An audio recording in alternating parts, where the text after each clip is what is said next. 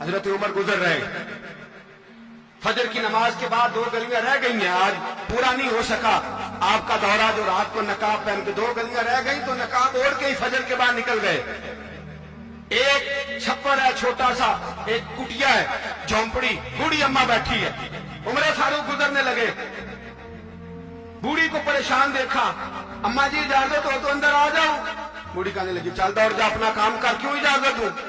تیری مہربانی اماں آنے دو، کیا دوڑ جا، تیری مہربانی اماں گزارش ہے، چلو آ جاؤ۔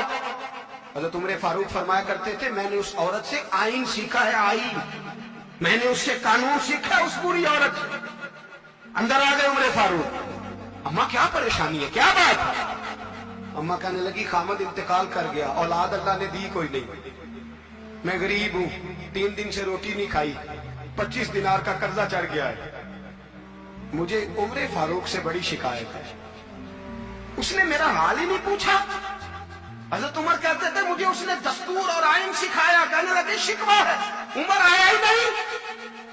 حضرت عمر کہنے لگے اماں، عمر کو کیا پتا کہ تو اس حال میں ہے، اماں دستور بیان کرتی ہے، اماں جمہوریت کا اعلان کرتی ہے، کہتی ہے نہیں پتا عمر کو، تو عمر سے کہو چھوڑ دے حکومت، اس کے حوالے کرے جو خبر رکھ سکتا ہے، نہ ادھر ادھر کی تو بات کر، یہ بتا کہ قافلہ کیوں لٹا، مجھے رہزنوں سے غرض نہیں، تیری رہبری کا سوال ہے، عمر سے کہو چھوڑے حکومت، اس کو دے جو پتہ رکھ سکتا ہے۔ حضرت سیدنا نافع فرماتے ہیں جس کے سامنے کسرا اور روم کے بادشاہ کانپا کرتے تھے، میں نے اس عمر کو بوڑھی اماں کے سامنے کانپتے ہوئے دیکھا۔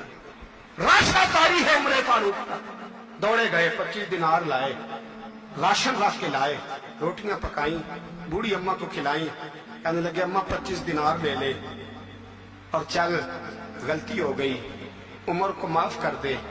اماں بول کے کہنے لگی میں نہیں معاف کرتی، میں تو پکا پھالوں، بس گرنے والی ہوں، ایک دفعہ قبر میں جا لینے دے، میرے رسول آئیں گے تو میں عمر کی شکایت کروں۔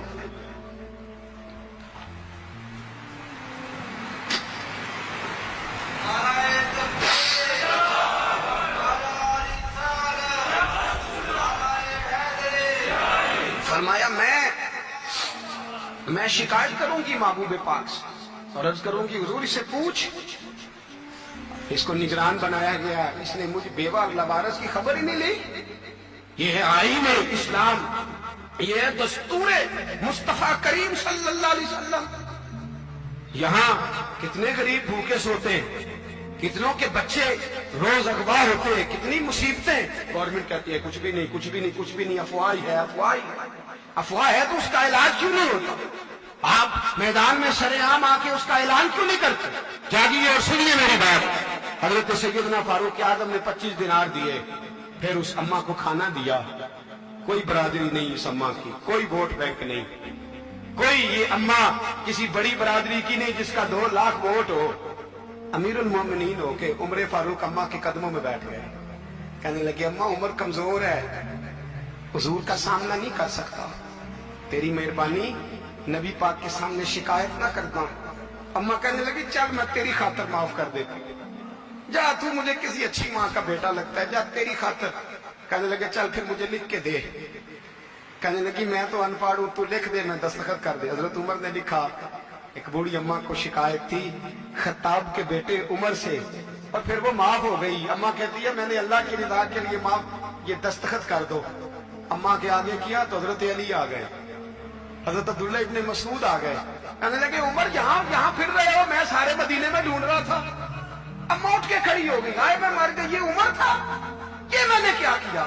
حضرت عمر کہنے لگے اماں نہ، اپنے وعدے پہ قائم رہ، تو نے جو کہا تھا اس پہ قائم رہ، ہمیں تو بتایا گیا تھا یہ والا نظام پاکستان میں آئے گا، یہ کہا تھا قائد اعظم نے، یہ رنگ ملے گا تمہیں۔ کہا ماں تو وعدے پہ قائم ہے، لکھ کے دے۔ لکھا، اماں نے سائن کیے، پھر حضرت علی سے کہنے لگے بطور گواہ آپ بھی سائن کر دو، پھر عبداللہ ابن مسعود سے کہنے لگے آپ بھی سائن کر دو۔ سائن ہو گئے تو جناب عمر نے رکا لپیٹا، حضرت علی کو کہنے لگے علی تو میرا دوست ہے، میری صبحوں اور شاموں سے واقف ہے، علی تو میرا رازدار ہے یار، यकीन है कि मैं तुझसे पहले मर जाऊंगा, जब उम्र का इंतकाल हो जाए तो ये रुक्का मेरे कफन में रख देना, ये रखना मेरे कफन में। अली कहने लगे फिर क्या होगा? और मैं जब नबी पाक मेरी कब्र में आके पूछेंगे ना, बता तू हुक्मरान था क्या करके आया है, तो फरमाया मैं रुक्का निकाल के अर्ज करूंगा, सोने एक अम्मा नाराज थी मैं उसे भी राजी करके आया।